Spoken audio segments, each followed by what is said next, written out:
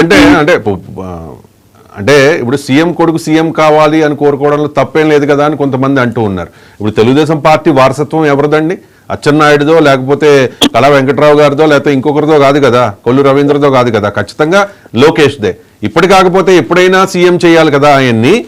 కాబట్టి ఇప్పుడు డిప్యూటీ సీఎంగా ప్రమోట్ చేస్తే ఆ తర్వాత సీఎం అవడానికి అంత లైన్ క్లియర్ అవుతుంది కదా అని తెలుగుదేశం పార్టీలో కొంతమంది చెబుతోన్న పరిస్థితి. ఆ వాదన ఎంతవరకు కరెక్ట్ అని మీరు అంటారు?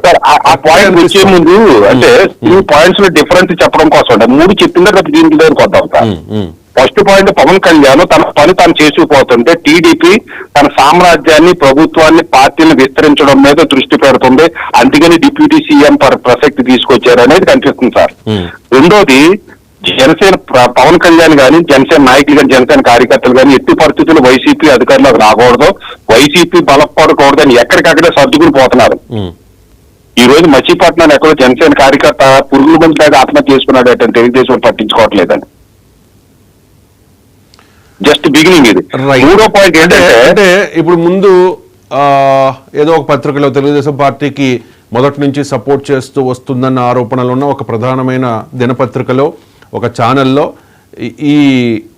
ఈ ప్రపోజల్ వచ్చింది. ఆ తర్వాత మహాసేన్ రాజేష్, ఆ తర్వాత సోమిరెడ్డి చంద్రమోహన్ రెడ్డి, ఆ తర్వాత మూడో పాయింట్ కూడా చెప్పేసిన తర్వాత వద్దాం సార్. అంటే బ్యాక్గ్రౌండ్ అర్థం కావాలని వైసీపీ అదే జనసేనకి టీడీపీ యొక్క భావజాలంలో తేడా ఏంటని చెప్పడం కోసం మూడో పాయింట్ కూడా చెప్తాను సార్. ఫస్ట్ చెప్పండి.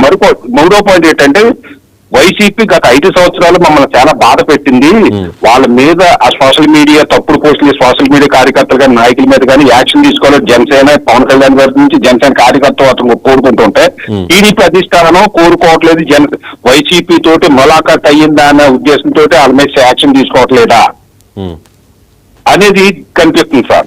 అంటే నేను ఎందుకు చెప్తున్నానంటే జనసేన తన పని తాను చేసుకుపోతుంటే తెలుగుదేశం వాళ్ళు అయ్యో రేపు వస్తే ఇప్పుడు మన ఇద్దరికి ఎంత కలిసి ఉన్నాము, ఇదే పవన్ కళ్యాణ్ జనసేన తెలుగుదేశం కల్పన కోసం 4 సంవత్సరాలు కష్టపడ్డారు సార్. తెలుగుదేశం భావజాలాన్ని, జనసేన భావజాలాన్ని కానీ, లేదా తెలుగుదేశం సమర్థకులు జనసేన సమర్థకులు పక్కా ఆపోజిట్ అండి. అటువంటి వ్యక్తిని కలపడానికి 4 సంవత్సరాలు కష్టపడి కలిపితే చంద్రబాబు నాయుడు గారు 3 రోజులు ఎడతీసి పారించారు. దీనికి కారణం ఏంటండి?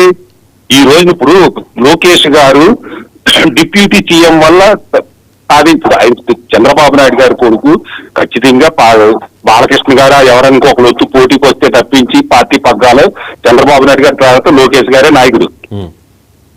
తర్వాత 89 సీట్లు ఉంటే చాలు తెలుగుదేశానికి, 136 సీట్లు ఉన్నాయి. ఈ రోజున చంద్రబాబు నాయుడు గారు లోకేష్ ని చీఫ్ మినిస్టర్ చేయాలంటే చేసుకోవచ్చు. దాని పవన్ కళ్యాణ్ కాదు కదా, నరేంద్ర మోడీ గారు కూడా నో అంటానికి లేదు. కానీ భవిష్యత్తు చూసుకోవాలి అండ్ చరిత్ర కూడా ఒకసారి గమనించాలి కదండి. పవన్ కళ్యాణ్ ఎటువంటి ఫేవర్ చేశారు మనకి అని చెప్పి ఆ కట్టసి ఉండాలి. ఓకే, రాజకీయాల్లో ఇవన్నీ కామన్ కాబట్టి అధికారం గురించి. మరి భవిష్యత్తు చూసుకున్నాం అనుకోండి, భవిష్యత్తు చూసుకోవాలంటే నారా లోకేష్ ఒక్కడిగా చంద్రబాబు నాయుడు గారి ఆబ్సెన్స్ లో తెలుగుదేశం పార్టీని ఈ రేంజ్ లో నడిపించగలరా అనే డౌట్ మరి అందరికీ వస్తుంది కదా. ఖచ్చితంగా పవన్ కళ్యాణ్ సపోర్ట్ అవసరం అలాంటి సమయంలో. కానీ భవిష్యత్తు కూడా చూసుకుని ఆలోచించుకోవాలి కదా అనేది చాలా మంది అడుగుతున్న ప్రశ్న. సార్ గత చరిత్ర మర్చిపోయారు సార్ వాళ్ళు. ఇప్పుడు చంద్రబాబు నాయుడు గారు 1995 సెప్టెంబర్ 1వ తారీఖున 95 సెప్టెంబర్ 1వ తారీఖున చీఫ్ మినిస్టర్ అయ్యారు సార్. ఎట్లాగయ్యారు? ఆయన గెలిచి అవ్వలేదండి. ఎన్టీ రామారావు గారు గెలిచిన పార్టీని హస్తగతం చేసుకుని చీఫ్ మినిస్టర్ అయ్యాడు ఆయన.